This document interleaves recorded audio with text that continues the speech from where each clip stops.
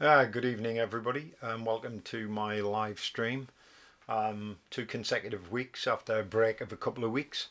I'm wondering who's on here tonight. At the moment, nobody's watching, but I dare say the usual suspects will appear in my comments box. And there's Kay Van Dam waiting. I don't know what he's waiting for, but it says add to broadcast, and well, let's see if he's on now. Yes, he is. Kay Van Dam, waiting. How are you, Kay? Good to see you, matey. And Murray. Hello, Murray. That's two. That's three. Three people online at the moment. I'm assuming one of those people is, of course, Tina, no doubt, hiding in the background. It'll be good to see everybody. And what's everybody been up to? And what do you want to talk about tonight? I know that the meditation group went very well last night. I think we had about 10 people, same old people again. Ratul paid a visit and quickly vanished. So if Ratul's listening in tonight, hello Ratul. I got your message about why you had to vanish.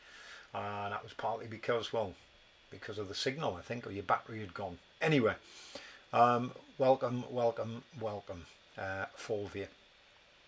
A host of topics if you wish to talk about swords, martial arts, Muay Thai, pugilism, dirk fighting. Kay said there was a topic suggested yesterday for tonight, but he forgot. Might have been on forgetfulness. I think it was actually talking about the wisdom of insecurity, and in particular Alan Watts' book, The Wisdom of Insecurity. That may have been it. Hi Darren from sunny Saudi Arabia. Yes, I'm assuming it's probably night now, or maybe early. Yeah, it'll be middle of the night now, isn't it? I suppose it's pretty dark, but nevertheless, very, very warm. You lucky man. Today has been, as you probably know, Darren has been in Birmingham anyway. It's been raining. England's probably covered in a blanket of rain, and it's 10 p.m. over in Saudi, so it's probably still stifling hot.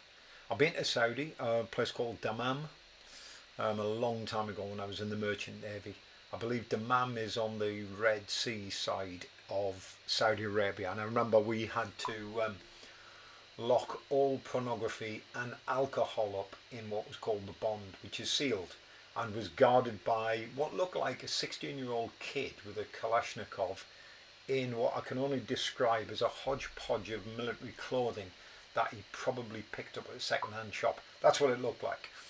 But that was 1977, I think. 77, yeah, when I was in the Merchant Navy. So yeah, other side of the Arabian Gulf, absolutely. Hiya Justin, welcome. Good to see you, mate. Yeah, the other side of the Arabian Gulf. I've been to a lot of the Gulf states because the company that I worked for was called the United Arab Shipping Company. It was a fairly new fleet of ships. They had 12 old Russian cargo ships, and I think they had about 30 brand new Govan built, that means Glasgow built, Clydeside built cargo ships, old style cargo ships with the accommodation aft, the engine aft, which is the back of the boat. Big ships, 260 metres long, I think 15 and a half, 18,000 tonne. Big powerful engines, 2-stroke, 6-cylinder diesel engines. Kincaid 470s they were called. Justin's having a cup of tea. Darren's having a glass of vino. Oh, un vino. Una vino, bicchieri e vino. A glass of wine. Rosso, vino rosso, preferably. Preferite, yeah. So that's me harping on about my days in the Merchant Navy, when I had a dodgy moustache and very full head of hair. And I wish I'd kept the uniform now. It's quite a nice Merchant Navy uniform. I was an engineering officer, so we had stripes on our arms and all of that sort of thing, gold and purple, I remember. But the company was based in Liverpool, although it was owned by the Kuwaitis. Very wealthy company, if I remember rightly. We went ashore in Schweiber to take bunkers, which is taking fuel. and some owners, I think one of the owner's sons and his friends came aboard the ship and drank alcohol, as they do. Not supposed to, but they did, and made a bit of a mess in the cabin, and returned the next day with presents aplenty for the second engineer, whose room they'd trashed. And I remember getting drunk on champagne and kicking a ceiling bulb out. That was in the days when I could jump and kick ceilings. Those days have long gone, and that's probably why I can't kick now, because I was jumping up in the air kicking things. And Darren's got homemade wine. Yeah, well, you would have in Saudi. So, got 5 years on there. Hopefully, you guys have been reading my recent blog posts. 50 Shades of Zen, I've done one. I think a week or so ago I did one for the highway code. And of course there was a podcast I put up yesterday on Lucky Madahar Part 2. I've also just done another podcast with Craig Galvin where we talk about charlatan NLP people who claim they can prevent you from getting COVID using NLP. Nice long plonkers, that's what I call them. Total idiots. Convincing people that you can create a filter to prevent a virus getting to you by shutting off parts of the subconscious mind. Smells of bullshit to me. But people will believe anything, as we know. I believe I sent out a recent newsletter to everybody, or most people may have got it on here, talking about beliefs and how you can suspend judgment so you live a better, more tranquil life rather than getting wrapped up in fantasies about believing that thoughts are actually real. Remember, there's no such thing as truth, just perception. Whatever's evident, that seems to be a good way to live, I think. Talking of which, what is evident in the background, as you can see, is this. A fine piece of equipment which came just the other week, actually. Yeah, buy now, pay later, that's what I say. Life's too short. It's a PRS SE245 guitar for those who are in the know. And also, as Kay already knows, I finally got arrival actually, the shipment of my new Scottish Broadsword, training broadsword, which I'm going to be using on Friday, because good old Luke Mannion is coming up from Dorchester for a 1-to-1. We can do that because it's business. So I don't know, what do you guys all make of the COVID nonsense, and how is COVID affecting Saudi Arabia? That'd be interesting to know about. It's a shame we're not all online and we can see each other. That would be an interesting thing to listen to. What's happening with COVID out in Saudi? How are they handling it? What are they doing? Millions dying? Or have they got control of it? Who knows? And some people don't even believe it exists. That it's all a conspiracy. The power of beliefs. And the wisdom of insecurity. That's what I say. So, topics for discussion, guys. Topics for discussion. I'd like to say I've got some new books that I can share with you, but sadly no. This seems to be taking up most of my time. This is just basically reams and reams of musical notes, guitar stuff. Darren, according to the government, all is okay. Right, okay. So according to the Saudi government, everything's fine. And Kay's already read the blog today. Oh, good man.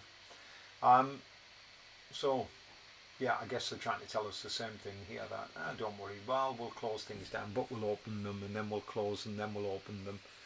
I noticed that some of the hardest hit parts of the country, and of course this could just be a coincidence, are some of the strongest held Labour seats, such as where South Wales and the North East and so on, and yet quite a lot of those people voted out of Europe and voted for the Tories.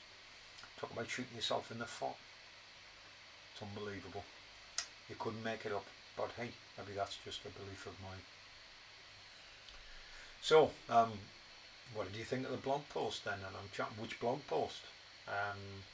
Was it 50 Shades of Zen, which was I can't remember what I did now. Maybe it was on the Piro Protocol, who knows. Incidentally, that's the seminar that I've got coming up on the 8th and the 11th at 2 p.m. Some of you, or most of you, will have had the newsletters by now. So, well, we'll see. And so far, we've only got 6 people on board tonight. I'm wondering if Tina's on, because she watches it on a TV, and I've got a message which will probably say, Augustina, you said you'd play guitar today. Oh, you've little faith. I said I might play my guitar today. I don't have it plugged in. I don't have my amp here. Well, I have, but it would take me ages. The amp's under there, the pedals are under there, all the equipment's there, but the spirit's not willing.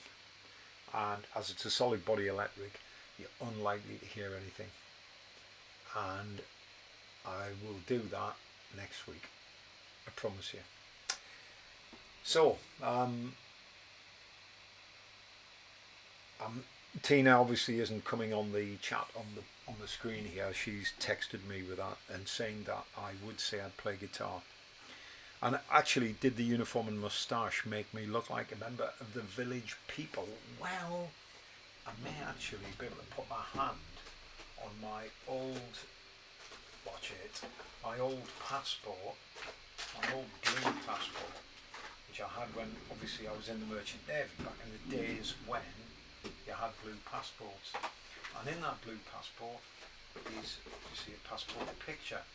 However, I don't have one, but yeah, I can't find it. So sadly, I haven't got it. Not at hand anywhere. It's got to be somewhere in this mess that is laughingly called an office. So guys, what's occurring, as they say? Because I'm looking on my phone here to see if anybody has actually posted anything, but it doesn't appear that anybody else. So we've got 6 people online. Come on guys, you're pretty good for a question, aren't you? We've talked about wine. I like red wine. I'm not a big fan of drinking per se, but the odd glass of red wine is very good. A few licks of Dakota by the Stereophonics. Well, I could. And I've actually got a phone call coming in. How about I actually, hang on a second, let's take this call. And hello Dave, how are you? Well, he's gone. Is he there? No. Well, he is there, but he can't hear me, so I don't know what's happening there. That was Dave Perks. Dave does occasionally come on a live stream, and if I was to drop him a text now, I'm sure that he'd quite happily come aboard and put some of his comments on here, but he's getting on to me again. Let's see if we can pick up his call again this time. Yes, Dave. Hello, Dave. No. These phones in Cannock are terrible. So I shall send him a message and tell him that we're online. I'm on my live stream ATM at the moment. Join us. Dave Perks is somebody, he's an actor who appears in Doctors, the soap thing, the BBC soap. He's one of their regular actors. He plays a character called Barry Bigelow. And he used to do Muay Thai with me, but I met him when I studied drama at Birmingham University. He was a first year, I think, when I was in the 3rd year. So he was one of our slaves. A very good actor. Has appeared in lots of various things on TV and radio. And is, as I say, currently, I think he's been in Doctors for about 5, 6, maybe even 7 years. Could be even longer. In fact, it could even be 8 or 9 years. What was the book you showed me yesterday? Yeah, the book I showed you yesterday was It's a really old book, and I'm sure you can still get it, but I don't know. And it was this, called The Art of Personal Combat by a guy called Arthur Wise. And it's the history of violence, essentially. I bought this when I was a young kid in the 70s. It's the history of humanity, and whether we like it or not, violence has been the ultimate arbiter of all conflicts between individuals or groups since mankind was born. So it's about all the different systems, all the different methods of fighting. It's a fantastic little book. I found it amongst my other books. It's all about individualists, the ascendancy of the sword, whether to cut or to thrust, the supremacy of the point, transitions, the perfection of theory and practice, the decline of the sword, and ultimately when it came to guns, it even has a section on air battles, because that is one man fighting another man in combat, personal combat. So it's quite an interesting book. It's very old, it's very thick, and it's full of amazing illustrations and drawings and various things from treatises. And as you know, I have a thing about swords at the moment, and this is the book. So Arthur Wise, The History and Art of Personal Combat. Well worth a look. I mean, it's full of plates and drawings like this. Amazing book. I know that most of you won't be interested, but Kay certainly will. And for those that might be interested, at some point I'll be teaching some sword. Broadsword and sabre, and hopefully Polish sabre, as I've been studying and practicing these techniques over and over and over again since I think March last year, maybe, or April last year, when I got involved in it and started training. So it's almost, we're getting on our way nearly 2 years now, and needless to say, I love it. So that was the book, Arthur Wise, The History and Art of Personal Combat. It's like a potted history, essentially. It names all of the main characters in European as well as Japanese. There's actually some stuff on Japanese sword in there as well, because I think he felt that the bias was towards the European material and not Eastern sources. But I think it was a good idea keeping away from Eastern sources, because there's so many books written on Japanese sword, Chinese swords and weapon systems. Very few written on Kabukabong, which is a Thai weapons art. And maybe somebody like Tony Moore should bring out the ultimate book on Krabi Krabong, because he's probably one of the world's greatest experts, certainly the highest graded Arjan or master of Muay Thai and Krabi Krabong, which includes Muay Culture and other arts of the Drit, and takes its I guess it takes as a treat is the Chupas art. But again, an interesting topic, but as I don't have any books on Krabi Krabong, because as far as I know there's no really decent ones being written in English. So Tony Moore needs to get writing and produce a book on Krabi Krabong. I'd buy it. So yeah, plenty of works in the Far East, so I think that's why Arthur Wise spent a lot of his time looking at the Italian schools, French schools and so on. And now Dave's coming on. He's just washing his pants. I don't know what pants he means. Does he mean trousers or does he mean pants? And where's he washing them? We can ask him that and more when he comes online in a moment. Or you can ask for his autograph. So, if this was a radio station, I'd be playing music now and putting adverts on. Sadly, we can't, because it's not that type of thing. Do you think that the strong commercialisation of martial arts could lead to the extinction of some smaller but very old and interesting? Yeah, absolutely.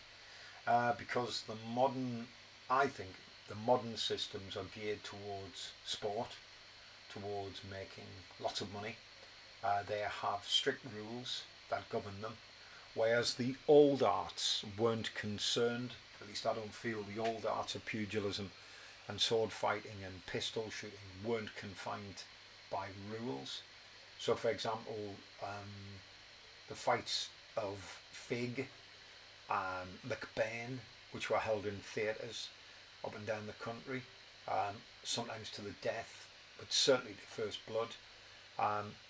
You wouldn't get those occurring anymore, and people have got this impression that UFC is real, that MMA is real fighting, where blatantly it's not.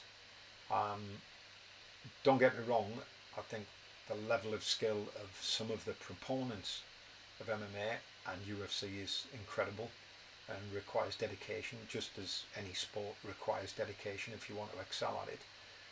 But some of the more important aspects of real fighting have been taken out. Eye gouges, biting, chops to the throat, headbutts. So I think whether we're in danger of losing the old arts, I don't know, because you've got nerds like me and my friend Heiko in Germany who, try to keep these things alive, and certainly that's part of the attraction to me, fighting with cudgels, staff and stick in the old style, which means you've got to wear armour, of course, and keep it as realistic as possible, and accept the fact if somebody gives you the point in the chest then you're dead, and you'll accept the hit. So I think the modern arts have lost a lot of the traditional elements, such as the respect and carrying on a lineage. I don't particularly care for the posturing that goes on in them, and I think as evidenced by my kids' class, some of the kids who watched MMA, who come to start Thai boxing with me, start walking around shouting off their mouths and things like that, and I have to explain to them that that's not what we do in martial arts. We have a code, we have honour, we look after each other. The ego is left outside the door, always. And the whole idea is that we lose the ego in order to get the best and the most effective form of training. I've done it myself and I do it regularly. Drop the ego. I've been training 50 years, but when I picked up a broadsword, it was such a good feeling to now become a student again of somebody else. And I think we must never lose sight of that. Yeah, and I think Justin's sort of agreeing here with me, and that the young martial artists want to skip through the hard techniques and go straight to the mixed, and this is the problem. People want everything quick, don't they? If we order a book, we expect it tomorrow. If we order a sword, we expect it tomorrow. I had to wait 14 months for my sword. Somebody had to make it. One man, a single artisan, working in his forge, producing swords and weapons for people on an individual basis. It's good to wait for stuff, and this problem of wanting things now, and it's that availability that causes the problem. You're not spoiled. You can go anywhere now and train in martial arts, and they'll promise you everything. You'll get your black belt in 2 years or a year. You'll get this, that and the other. I'm not saying all of them, but a large majority of people who teach martial arts, they're driven purely by the desire to make money. And you've got to pay rent, I agree, but you're losing so much of the true spirit of the martial arts. When I was a kid and I did Warrior, I think some of the times my sensei, Danny Shiganis, didn't even make enough money to pay for the rent on the space that he had, which was above an old chemist shop and smelt of chemicals, strangely enough. And I always remember that place because it taught me the true value of martial arts training. Things like honour and character building and leaving the ego by the door. And if you were getting big-headed, Danny would certainly slap you down. Not literally, but he'd give you a punishment. Usually Makiwara training or press-ups, or he'd find out what you hated and he'd get you to do that. Real old school. I did anticipate your question there, sorry about that. So I'm assuming we've got some kind of delay on the line again. I don't know. If we have, I do apologise, there's nothing I can do about it. I'm using the latest technology with the fastest streaming speeds. I'm on Virgin, and that's supposed to be really good, and it's plugged in direct. There's no Wi-Fi to interfere with it, and it's on a really good platform called Ecamm Live. So I guess I'm getting my head around it. And Kay says he's seen the Same thing happening in science too. The idea that the ego is more important. So hanging on to theories, I guess. And this is the thing that I like about science, empiricism. You know, it's empirical analysis, it's pragmatic. It's about looking at the information you've got and what's evident will support, whatever's evident that supports your theory, then that theory is useful until it comes to a point where somebody, you know, deposes that theory, if you like. And this would be, it's a good way to live your life, really, to remain skeptical with a K. Check out the difference between skeptical with a K and with a C. Small c, yeah. A K, brilliant. Skeptic, yeah. Suspending judgment, hypoke, ataraxia, eudaimonia. Look up these words, they're all Greek to me, and actually they are Greek. So, and this has been lost from the martial arts as well to a certain extent. This idea that we should, you know, test everything. And I don't think the UFC is a test. It is to a point, obviously, because then the rules come and interfere with it. I'm not saying take away the rules and scrap. That sends out an even bigger signal. But I think some of the old arts have been lost, certainly. And the idea of honour, integrity, and these ideas that, you know, that we should be promoting, as particularly as teachers, because we're setting an example to the student. So 26 minutes in, and we've covered a whole range of things, from skepticism to martial arts and old school, keeping the old school ideas alive. I see we're down to 5 people at the moment watching. There's quite a small number, and Augustina has sent me another one. What do you think are the top 3 things Eastern philosophy has given versus top 3 Western philosophy? The top 3 things that Eastern philosophy has given us, I'm assuming, versus the top 3 that the West has given us. Well, certainly from the point of the East, non-duality, understanding that duality is not real. There's no such thing as positive and negative. These are all concepts that we created. I think that's an important one. That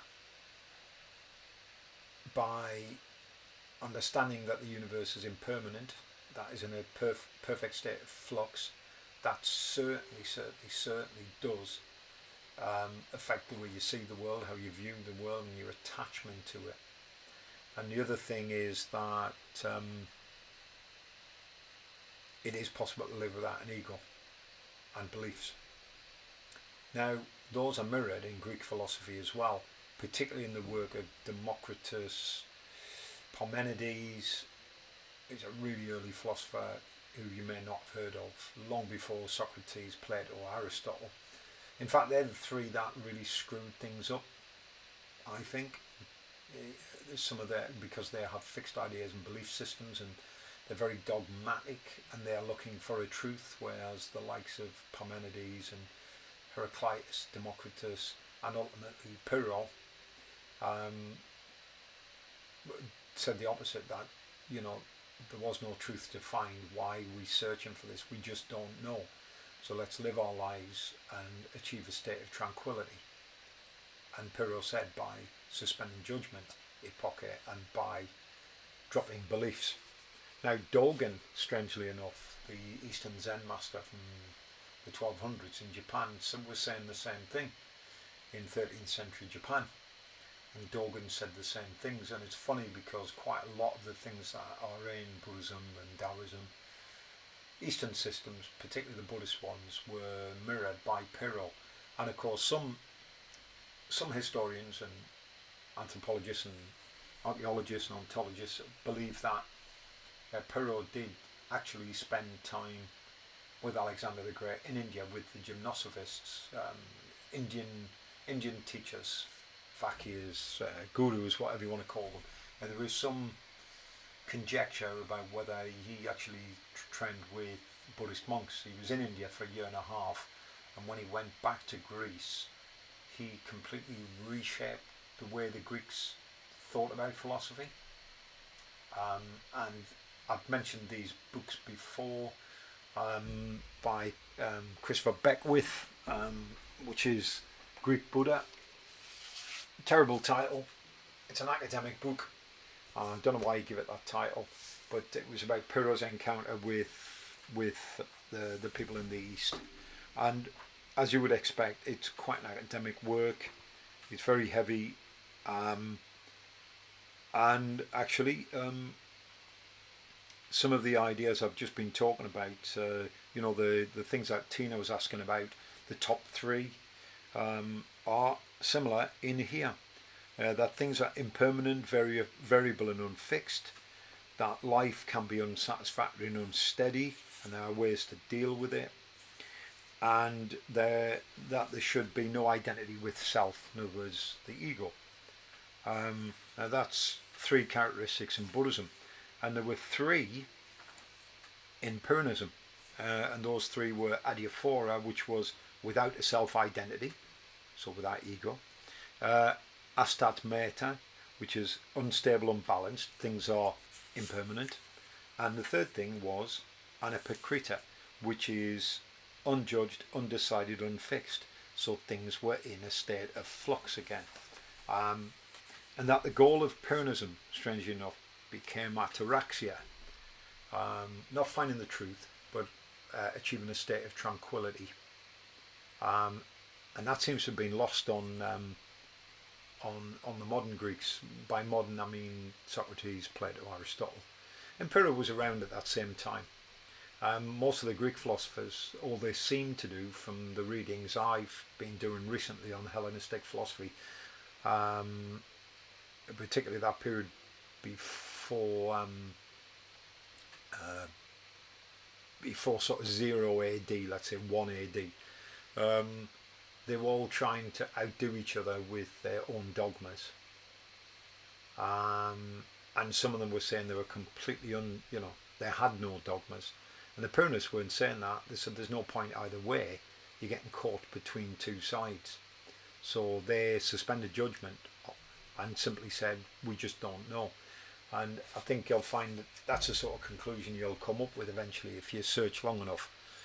That you can ask many people, wise people, whatever you want to call them, and I've done this over the years, over my 64 years on the planet. I've spoken to these wise people and they all say different things. So there is no one way. And I think that was mirrored by what the Buddha said, that you should be an island to yourself. Now obviously we don't know whether the Buddha actually said that, but we've certainly got some idea that was probably what was said at that time. And again, the Buddha was quite a revolutionary in his time, and he was around about the same time as Pyrrho, interestingly enough, but in India obviously. And the Buddha, the stuff he did was revolutionary. He was about changing the culture. It wasn't about creating a religion, that was never his intention. But he's a revolutionary, he was pragmatic, he was quite funny. He dealt with the politics of his period because he couldn't have survived otherwise, because India was in a state of turmoil, and left his mark, that simple chap called Siddhartha Gautama, who evidently was not Indian by birth. He was Scythian, so he was way from the north, more towards Persia, more Persian than anything else. And there's a strange link between him and Lao Tzu in China, where the evidence seems to be showing that Lao Tzu, the name Lao Tzu, he wasn't Chinese after all, because Lao Tzu, when he left China, and a lot of these things in China were documented because the Chinese were big on keeping records, he went back home. They said that Lao Tzu left China and went back to the west from whence he had come. Now, was this Siddhartha Gautama? Was this Gautama the Buddha? He was known for travelling. Who knows? And we'll never know. And does it really matter after all? Because it's the ideas that are important. And if the ideas resonate, then hey, that's fine. If they don't, that's fine too. You know, the whole problem with religion is they all fight each other to try and say what is true and what is not, which is an absolute nonsense. Which is why I set up the Puro Protocol, the 2-day course. I thought this is going to be an interesting experiment for people to be involved in. I'm only getting 10 people on it for the reason that I need to speak to each and every one of you. So if if you're interested in it, contact me either via YouTube by putting a comment or checking out your newsletters if you're on my newsletter list. If you're not on the newsletter list, just pop it in the comments box and I'll make sure you're on the newsletter list. I'm not going to spam you, I'm not going to sell your data. I think we've only got about 90 people on the list anyway, and they're all people I already know, so I'm not trying to drag people in screaming, selling them stuff. I've got a genuine interest in being able to help people develop. That's why I teach martial arts, I guess, and why I'm passionate about what I do. But of course, before you can help other people, you've got to help yourself. And I'm always working on myself, whatever that is. Yeah. So, have we got anybody else on here? Let's. I hope that answered your question, Tina. Top 3 things. It was a good question, that. And it's funny because Christopher Beckwith talks about it.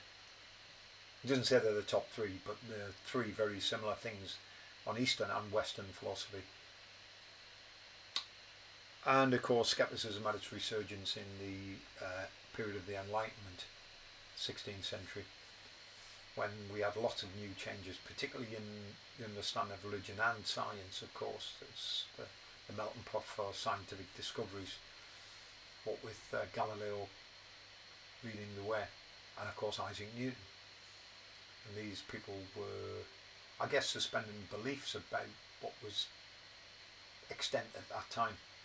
You know, the religious understanding, the religious way they understood the world, and that they would sit and think about things rather than actually go out and act on the world and gain evidence as to whether what they were doing was right or not.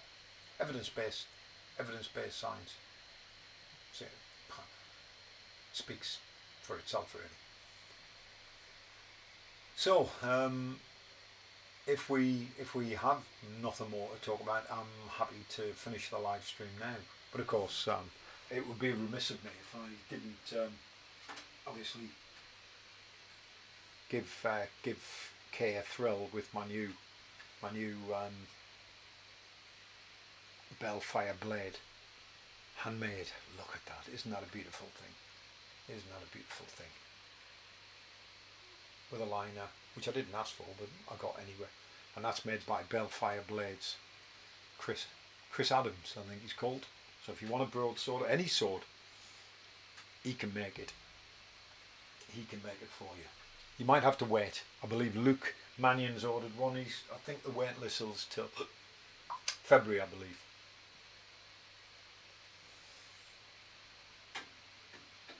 So there you go. A limited edition. I believe there's only 10 at the moment, and there's probably going to be more now because I've been promoting it everywhere. I think his last batch was 4. I think he did 6 in the first batch. My batch was 4, and I think he's got another 4 to make. But I'm very pleased with it. A little bit heavier than the broadsword I've been currently training with, but that's a good thing. And a Heiko has recommended that I chop a bit off the end of it, and actually I can understand why, because it's significantly longer by a few inches than my other broadswords. So yeah, it is just, and you'd appreciate the work that's gone into it. I mean, it's our hand forged, hand hammered blade, beautifully constructed. The welding, even the welding on the basket hilt is really tidy. I mean, you can see where it's been welded, probably, there. And the pommel, if you look at the pommel, he's made all of these things by hand. And it's got a good old normal nut on it, but again, it's the welding on it and everything, and the blade, beautiful shape to it. And even just attention to detail inside, he's string wound the, if I can just get it in camera shot, See, it's all string wound inside. But yeah, nice bit of craftsmanship, mate. Good bit of metal work. But then Chris trained with Danieli Armories. Danieli, probably one of the finest sword makers in the world. Absolutely top notch. And Chris was one of his apprentices, trained with Danieli. I mean, there's other good armories as well. I mean, there's Kavitin Armory in Russia who are bringing out some beautiful blades. You know.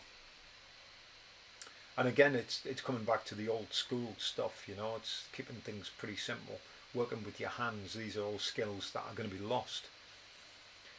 You know, historical knives and so on. I mean, yeah, I've got some really nice, you know, handmade knives and swords, obviously. You know, one of my favourite is the one that was made by Tilko Sabler in Poland. And this one's a little bit more rough and ready, but you can still see that, you know. No, Justin hasn't made a comment about my tool, but I'm sure he will. And I don't know, you know, if we can actually see the detail on that as well. Sadly, for some reason, it's not focusing. So maybe if I bring it close and then bring it into shot, there you go. So this is a different type of sword. It's a saber. So this is a very curved blade, as you can see, and it has a fuller in it to reduce weight. Very nice. And Justin said my tool was on the tip of his tongue. Be careful what we say about that. And I think Tina's also sent me a text. Will sword making be your next skill to learn? If I had the time, it probably would be on my list, to be honest. I have learned how to forge metal, but it was a long time ago as part of my apprenticeship. I'm an okay welder, but I do know how to use tools, files, hammers, anvils, and it would be an interesting challenge, but my back probably wouldn't cope with it anymore, quite honestly, because working with steel and metal and hammering things all day long is going to, I'm sure, puts wear and tear on your joints and everything. So yeah, I mean, so if there's any of you young'uns on here, you should take it up. Ancient skills. And there's another blade that I've had, which one of my students, one of my friends, gave me, which is a company called what they're called, Stenthorpe. I thought it was Stenthorpe, and that is very nice. Oh, again, it's just this problem with focusing again. And here we go. You can see it's a carbon fibre. It's carbon fibre here, I believe. Yeah, and a handmade blade. It's like a Bowie knife by the looks of it. But again, another example of craftsmanship. And these things are going to be lost over time, I guess. There you go, old skills. And a lot of people don't even know how to use hand tools anyway. I know a lot of young people who wouldn't even use a screwdriver, let alone, you know, forge swords. But I believe there are some people who are like apprentices, you know, in engineering companies. I mean, Justin himself's got an engineering company. I'm sure you've got some apprentices on board who are hopefully learning new skills like turning and machining and so on. Yeah, Kay said, yeah, what did we get into? Well, you've got to have a hobby, haven't you? And as your dad's got quite a nice collection, you started ahead of the curve, really, didn't you? I don't think your father ever sort of learned to use the swords. And it's been a while since we've done an online lesson, actually, which is a good point, isn't it? Maybe we should do some online training soon. The weather's seems to be a little bit better, so maybe we should sort something out, Kate. And when the COVID thing's all over, we'll have to come to Belgium and check out where McBain had these salets, these sword schools, which also doubled up as brothels as well. Quite an interesting character, McBain. But I don't want to prattle on about that. It has probably very little relevance to some of the people on here, of which there's now 7. So I'm assuming number 7 is Dave. Maybe it is Dave. Trying to teach the apprentice today is hard work. They are bloody useless. Yeah. They probably said, to be fair, Justin, they probably said that about us when we were younger. Or did they? I don't know. My dad was an engineer, so I was always had a hammer and a chisel in my hand, or he'd always have me, stripping things down, bits of car engine and things like that. Maybe we weren't useless in those days. So, who's on here anyway? I'm assuming Dave's going to be on here. Cheap labour? Yeah. Not so cheap nowadays, I don't think. Certainly when I was an apprentice back in 1972, when I served my apprenticeship, I was on £8.75 a week. I think a fitter, a fully qualified ship's engineer, was on probably about 37-40 quid. But it was still quite a lot of money to me. You could buy a book for 30p. You could get a gallon of petrol for 60p when I was 18. And I think when I was 18 I was on about 20 quid, 22 quid a week.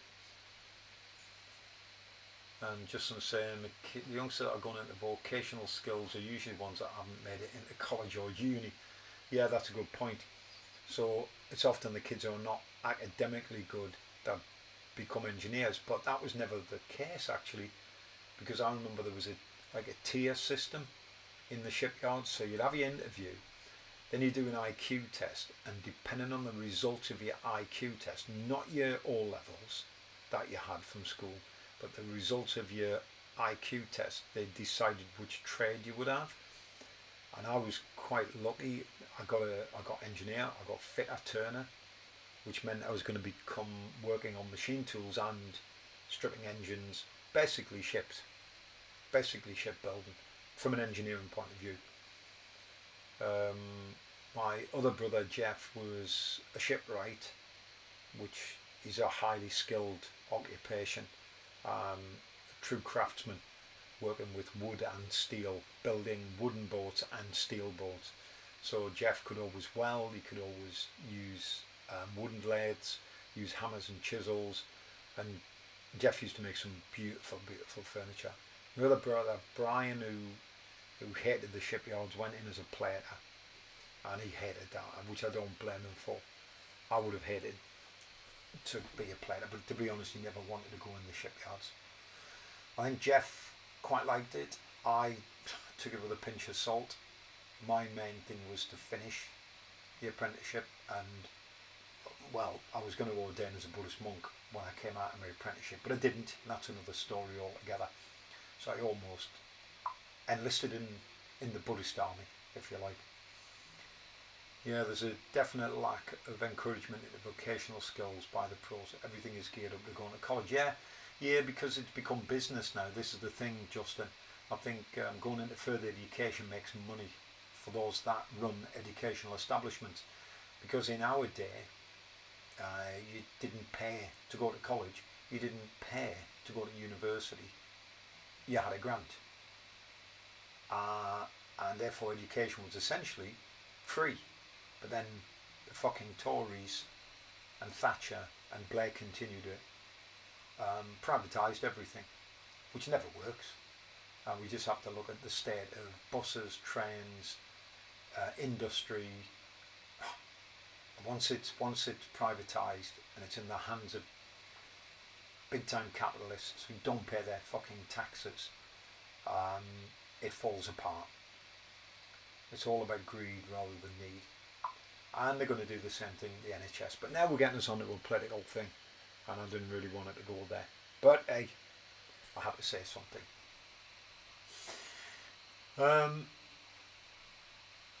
Yeah, communication should be part of education. Yeah, absolutely. That's another point altogether. But it's something that I spend most of my life teaching. Tomorrow morning, for example, I'm doing some small group teaching online with third year medical students from the University of Birmingham Medical School, and it's predominantly role play with feedback.